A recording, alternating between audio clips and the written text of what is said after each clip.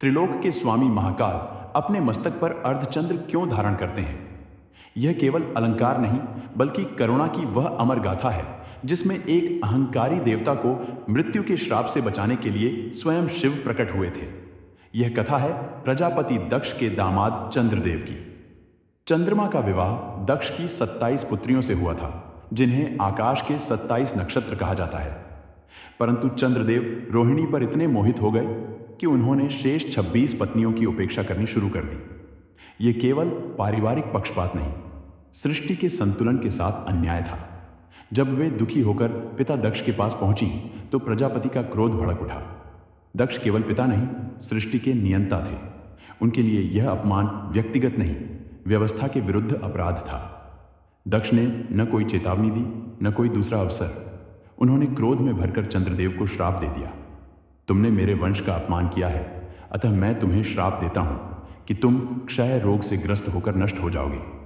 यह कोई साधारण श्राप नहीं था, यह स्वयं प्रजापति का अटल वचन था। श्राप लगते ही चंद्रमा का तेज धीरे धीरे क्षीण होने लगा और उनका दिव्य स्वरूप दिन प्रतिदिन कमजोर पड़ने लगा।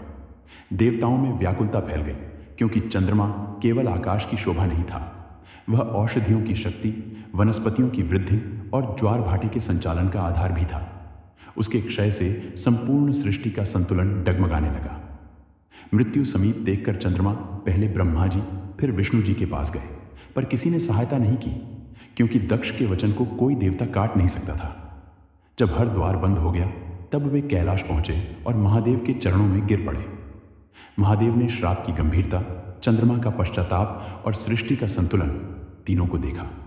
श्राप पूरी तरह मिटाना धर्म के विरुद्ध था, पर शरणागत को मरने देना भी उनके स्वभाव के विरुद्ध था। तब करुणामूर्ति शिव ने चंद्रमा को अपनी जटाओं में धारण कर लिया। उनके स्पर्श से मृत्यु रुक गई। फिर महादेव ने एक सरल और न्यायपूर्ण मार्ग चुना। उन्होंने कहा, दक्ष का श्राप व्यर्थ नहीं जाएगा। तुम हर महीने 15 दिन धीरे धीरे घटोगे। यही कृष्ण पक्ष कहलाया। लेकिन मेरी कृपा से अगले 15 दिन फिर से बढ़ोगे और पूर्णिमा बनोगे। यही शुक्ल पक्ष है। इस प्रकार दंड भी बना रहा और शिव की कृपा भी। इस प्रकार श्राप भी सत्य रहा और कृपा भी। दंड भी मिला और जीवन भी बचा। अमावस्या से पूर्णिमा तक यही चक्र चलता है।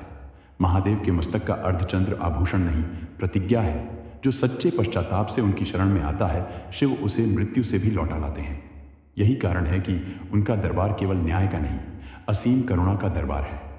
उस चंद्रशेखर के सम्मान में जिन्होंने श्राप को वरदान बना दिया, कमेंट्स में हर हर महादेव अवश्य लिखें।